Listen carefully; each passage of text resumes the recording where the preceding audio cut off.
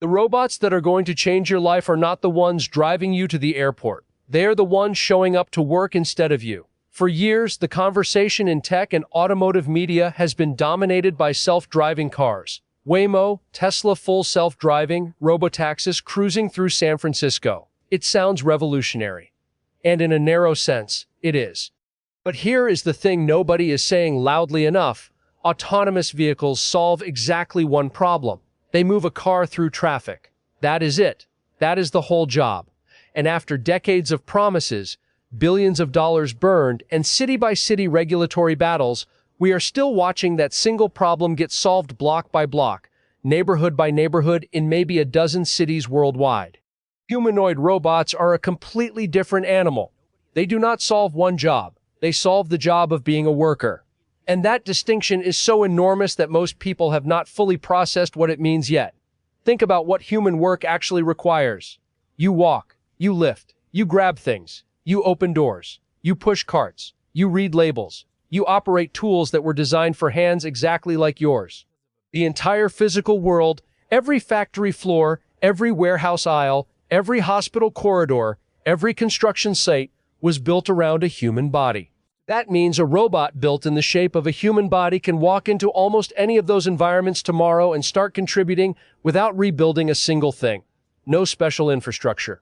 No redesigned roads. No new sensors embedded in the ceiling. Just a robot showing up, doing the work. Goldman Sachs and Bank of America have both put serious research behind this. The argument is not science fiction anymore. It is demographics. The United States, Japan, Germany, South Korea, and China are all aging faster than their workforces can replace themselves. Labor shortages in manufacturing, logistics, and elder care are not temporary disruptions. They are structural. A robot that does not quit, does not call in sick, does not demand overtime, and does not move to another city for a better offer starts looking less like a gadget and more like a solution to one of the deepest economic pressures of the next 30 years. Here is the number that should stop you cold.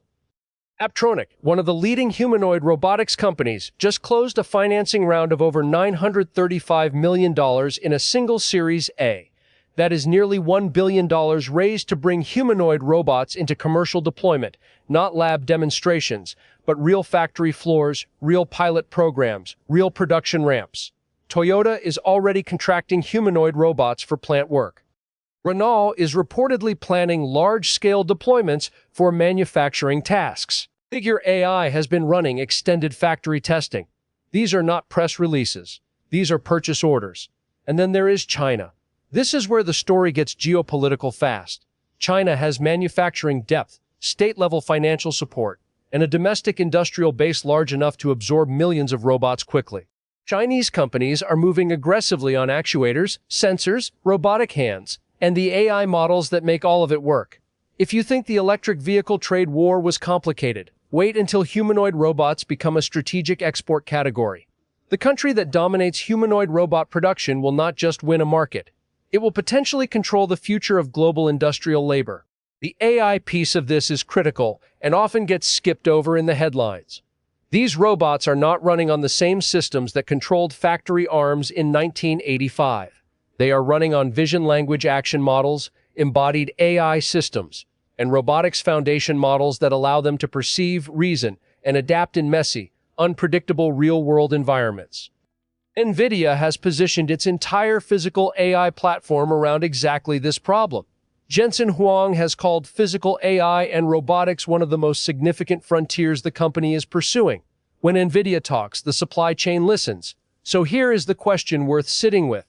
A self-driving car replaces one occupation, the driver. A humanoid robot can replace or augment dozens of occupations across dozens of industries simultaneously.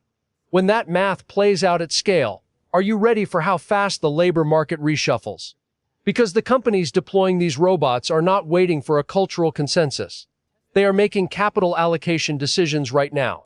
The robots that matter most in the next 10 years will not be the ones behind the wheel. They will be the ones standing next to the conveyor belt, stocking the shelf at 2 in the morning, and assisting in the care facility down the street. Self-driving cars automate a route. Humanoid robots automate work itself. That is not a transportation upgrade. That is an industrial revolution arriving in a form factor that fits through a standard doorway. Subscribe so you are not the last one to see it coming.